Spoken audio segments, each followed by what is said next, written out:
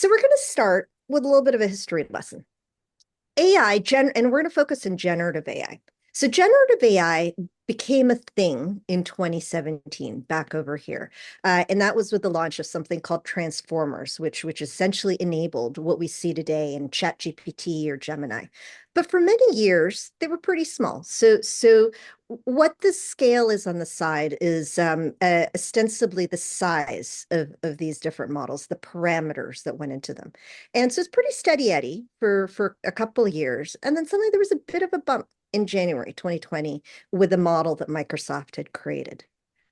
And very quickly, there was another bump in the same year with GPT-3. So this wasn't the same model as what launched in the end of the year that kind of went out to the public. But you can see the jump in terms of the size of the model.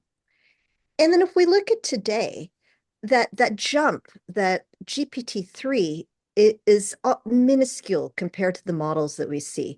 In April of 2023, GPT-4 came into public use, and that was 10 times bigger at 1.75 trillion parameters. And as we look at today, there are so many more models, different sizes, different locations. And if you scan this QR code, it'll give you the underlying data, that the calculations that led to this.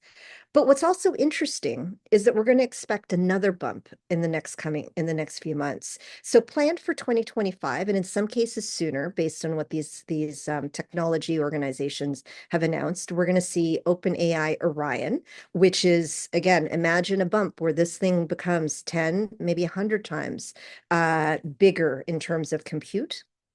Google Gemini 2.0, Claude Opus 3.5, and then Elon Musk's Grok 3 is supposed to be due for the end of the year. Now, what does that all mean in terms of bigger? Is it necessarily better? What it means is there's more compute, there are more parameters, it can understand better patterns, and it can do more complex things based on that size. And so if we look at that evolution from GPT-4, which is what you see in ChatGPT right now, it's gotten way better at math.